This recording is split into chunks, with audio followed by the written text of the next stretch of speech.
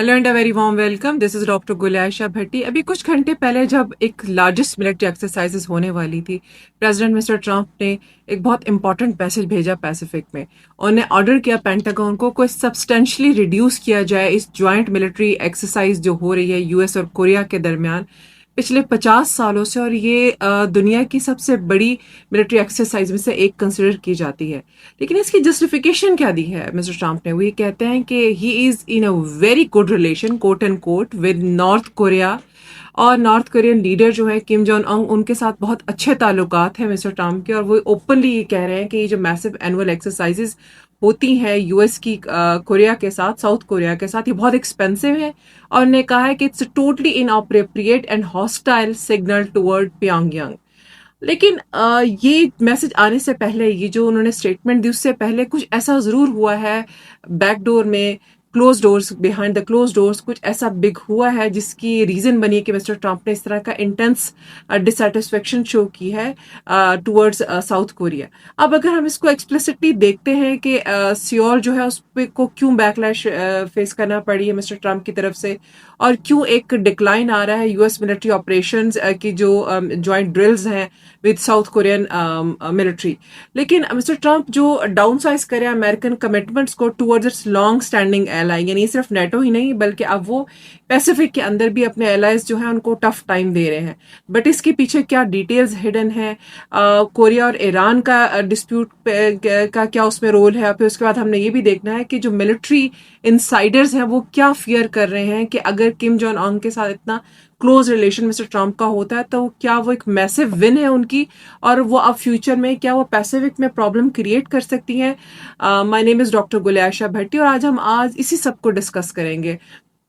सबसे पहले तो हमने ये अंडरस्टैंड करना है कि ये जो डिसीजन लिया गया जो जिसमें यूएस और साउथ कोरिया के दरमियान में जो जॉइंट डिफेंस एक्सरसाइजेस कंडक्ट हो रही हैं और वो पिछले 50 साल से होती आ रही हैं, और उसकी रीजन होती है डेटर करना, यानी नॉर्थ कोरियन इन्वेजन को की डेटरेंस के लिए ये एक्सरसाइजेस जरूरी हैं। और ये क्राउन ज्यूल जो इन एक्सरसाइजेस का ना, ये वो ओल्ची फ्रीडम शील्ड है।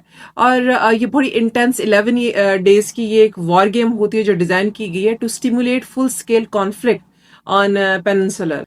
अब ये उल्ची फ्रीडम शील्ड जो है ये इंटीग्रेट करती है लाइव फायर फील्ड ट्रेनिंग को, इसमें एडवांस साइबर वॉरफेयर स्टिमुलेशंस होती हैं और इसमें स्पेस बेस्ड डिफेंस ट्रैकिंग होती है, यानी बहुत ज़्यादा ये हाई लेवल की एक्सरसाइजेज हैं।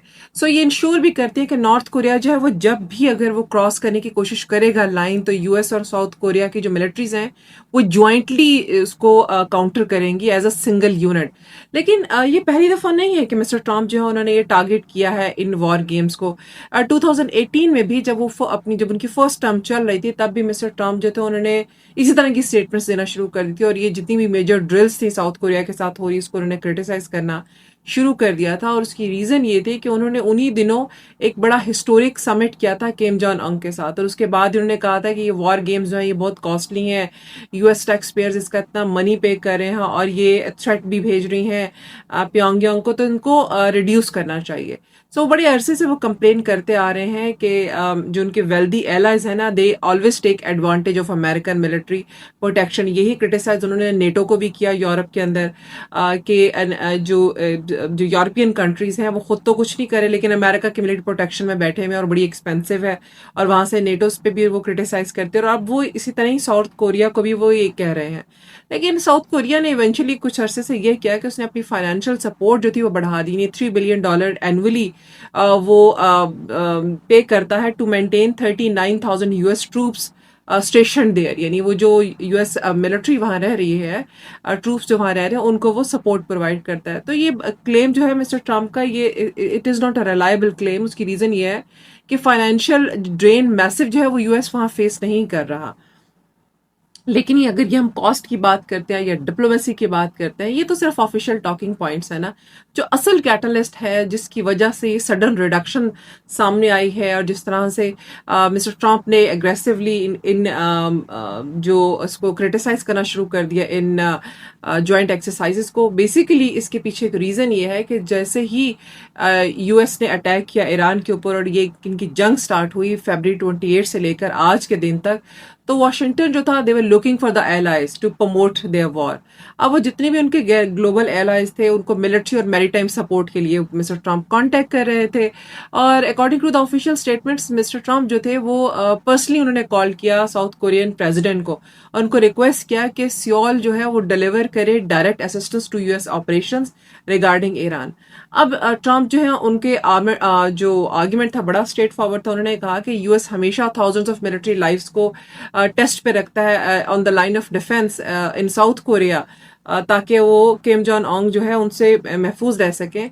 तो अब सियोल की बारी है कि वो स्टेप फॉरवर्ड करे और अमेरिका को सपोर्ट करे ईरान के अंदर। लेकिन ये जो प्रेशर था ये सिर्फ यहाँ पे ट्रूप्स की रिक्वेस्ट के लिए ही सिर्फ खत्म नहीं हुआ, बल्कि वाशिंगटन ने आगे फर्दर जो रिक्वेस्ट की वो ये थी कि पेनिनसुला की जो वाइटल शील्ड है जो अप्रोक्सीमेटली 65% डिप्लीशन जब उनकी शुरू हुई मिडल ईस्ट के अंदर स्टॉक पाइल्स की, तो पेंटागन ने क्या किया कि उन्होंने रीराउटिंग करना शुरू कर दिया उस सारी वाइटल शील्ड को जो पेनिनसुला में मौजूद है साउथ कोरिया के लिए।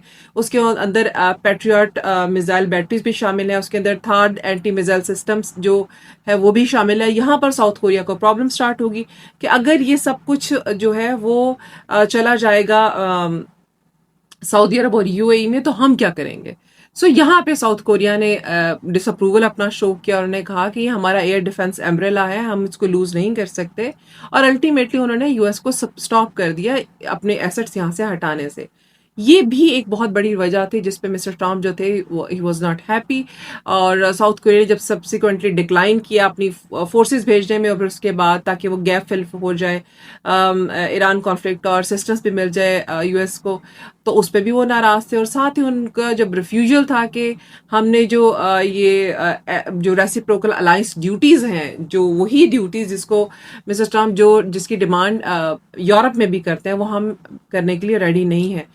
सो इमीडिएटली ये सारी चीजें जो है ना ये कलेक्टिव उसमें मिस्टर ट्रम्प जो है उन्होंने ऑर्डर किया डिफेंस सेक्रेटरी पीट हेगसेट को कि सब्सटेंशियली रिड्यूस करें अमेरिका के फुटप्रिंट्स इन साउथ कोरियन ड्रिल्स में। अब यहाँ पर यूएस जो है उसने साथ ये भी किया कि उसने रीराउट किया अपना यूएसएस जॉर्ज वॉशिंगटन। ये एक मैसिव न्यूक्लियर पावर्ड एयरक्राफ्ट है, कैरियर है जो कि पैसिफिक में स्टेशन था और उसको भी उन्होंने कहा यहाँ से हटाएं और मिडिल ईस्ट भेजें। तो ये वो सारी चीजें हैं जो डिससेटिस्फैक्शन और बड़ा अनप्लेजेंट किस्म का एक एटमोसफेयर जिसने क्रिएट किया है। Mister Trump is not happy with south Korea कि मैंने इनसे जो डिमांड्स की पूरी नहीं की गई, उन्होंने एक रिस्पॉन्सिबल एलाई का रोल प्ले नहीं किया। तो यहाँ से एक जो चीज नजर आती है वो यही है कि मिस्टर ट्रम्प जो है उनकी ट्रांसैक्शनल डिप्लोमेसी होती है और वो हमेशा अपने एलाइज से एक्सपेक्ट करते हैं और अगर एलाइज रिफ्यूज कर देते हैं तो फिर अमेरिका जो है वो उनको स्केल बैक करता है अपनी मैसिव मिलिट्री डॉलर की जो वॉर गेम है उसके अगेंस्ट। अब यहाँ पर एक यूक्रेन का भी बहुत इंपॉर्टेंट एंगल है जिसको अंडरस्टैंड करना जरूरी है कि मिस्टर ट्रम्प की जो टाइमिंग है वो भी बहुत कंट्रोवर्शियल है। जब उसकी रीजन ये है कि right now thousands of mile away in the Europe military intelligence reports ये कहती हैं कि नॉर्थ कोरिया जो है वो डीपली इन्वॉल्व है इन यूक्रेन वॉर और वो ऑपरेट कर रहा है as a primary ally to Russian forces. अब इंटेलिजेंस एजेंसीज की जो क्लेम है इसके अंदर कितनी सच्चाई है ये तो बाद में इसके ऊपर रिसर्च की जा सकती है, लेकिन जो बाहर जो रिपोर्ट्स आ रही हैं वो ये कहती हैं कि नॉर्थ कोरिया ने थाउजेंड्स ऑफ ट्रूप्स अपने उस पर डिप्लॉय किए हैं to assist the Russia particularly Kursk region में। अब यूक्रेनियन प्रेसिडेंट व्लादिमीर ज़ेलेंस्की जो है उन्होंने भी इस पर बहुत दफा कहा है कि ये ज्वाइंट एक वेंचर है मॉस्को का और नॉर्थ कोरियन लीडर का और ये यूक्रेन के अंदर उनको काउंटर कर रहे हैं। अब प्योंगयांग की जो लीडरशिप है जो किम जोंग उन की अपनी जो सिस्टर हैं किम यो जॉन वो भी स्ट्रांगली उन्होंने ऑल्दो डिनाई किया है इस मैसिव डिप्लॉयमेंट को। इसके बावजूद जो ट्रूप्स है उनका काउंट ये बताता है कि वो वहां पर मौजूद है। अब नॉर्थ कोरियन ट्रूप्स जो है वो एक मॉडर्न जो वॉरफेयर टेक्निक है उसको वो एक्सपीरियंस कर रहे हैं वहां पे, तो ये स्टिमुलेशन जो है वो इसको रिप्लेस नहीं कर सकता। इसी तरह से वो एक्टिव जो बैटलफील्ड के जो ड्रोन टैक्टिक्स हैं और वो ये भी वो लर्न कर रहे हैं, फिर वो बैलिस्टिक मिसाइल परफॉर्मेंस किस तरह से की जाती है उसको देख रहे हैं, वेस्टर्न एयर डिफेंसेस को किस तरह से काउंटर किया जाता है वो उसको लर्न कर रहे हैं। सो कलेक्टिवली वो जितनी भी इलेक्ट्रॉनिक वॉरफेयर है वो उसको अडेप्टेबिलिटी जो है वो उसको अंडरस्टैंड कर रहे हैं। सो इसका मतलब है वो उस पे वो जो साउथ कोरियन जो नॉर्थ कोरियन आर्मी है, they are really getting equipped with all these techniques. So North Korea की जो मिलिट्री थी वो हमेशा से मैसिव तो हुआ करती थी, हमने देखा साल हर साल से एक मैसिव आर्मी थी, लेकिन वो टेक्नोलॉजिकली बड़े आउटडेटेड थे। लेकिन अब उनके ऑफिसर जो है वो सारी वो मॉडर्न कॉम्बैट जो जितनी भी है वो फर्स्ट हैंड स्टडी कर रहे हैं वहां पर यूक्रेन के अंदर। और मिलिट्री स्ट्रैटेजिस्ट ये कहते हैं कि अगर यूएस साउथ कोरिया से अपनी उसका जो डिफेंस कोलैबोरेशन है उसको रिड्यूस कर लेता है, तो ये बहुत बड़ा खतरा है फ्रॉम द नॉर्थ कोरिया के उनके पास शार्पन्ड टेक्टिकल कैपेबिलिटीज भी आ चुकी हैं, और वो एक दे हैव गॉट द उनके पास ये अपॉर्चुनिटी भी आ सकती है कि वो साउथ कोरिया पर अटैक कर सके।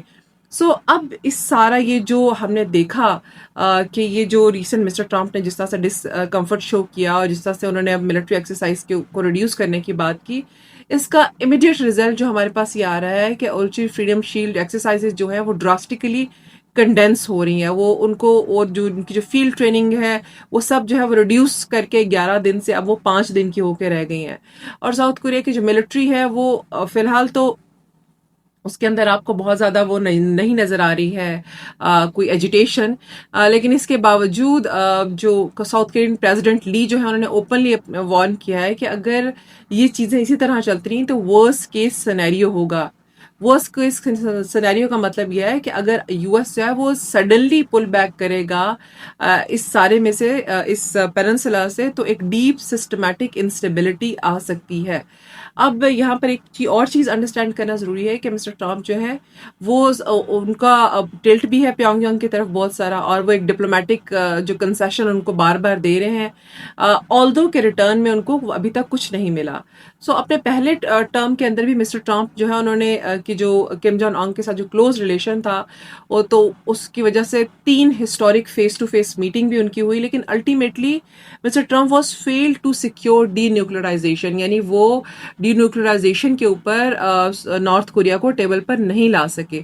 और यहाँ पर हमें जो नज़र आता है कि ये जो क्रिटिक हैं वो ये आर्गू करते हैं कि अगर ये एक्सरसाइजेस को वीकन किया जाएगा जो यूएस और साउथ कोरिया के दरमियान हो रही थी, तो उससे कुछ इम्पॉर्टेंट ऐसी चीज़ें हैं जो हमें देखने को मिलेंगी। सबसे इम्पॉर्टेंट ये है कि जो जॉइंट मिलिट्री रेडीनेस है वो बहुत रिड्यूस हो जाएगी और सिंक्रोनाइजेशन रिड्यूस हो जाएगी पैसिफिक के अंदर। दूसरा जो है ये पर्टिकुलर इवेंट जो है ये सिग्नल भेज रहा है चाइना और रशिया को कि अमेरिका की जो कमिटमेंट है टुवर्ड्स इट्स एलाइज वो हाईली ट्रांसैक्शनल है। जब चाहेगा अमेरिका तो वो अपने एलाइज के ऊपर से भी अपना स्ट्रॉन्ग वो जो उसकी कोलैबोरेशन है उसको वो ख़त्म कर देगा। तीसरा जो है वो वैलिडेशन एक जारी है किम जोंग उन के न्यूक्लियर स्टेटस की तरफ कि ये जो हॉस्टाइल वॉर गेम्स हैं ये उनके लिए एक थ्रेट हो सकती हैं।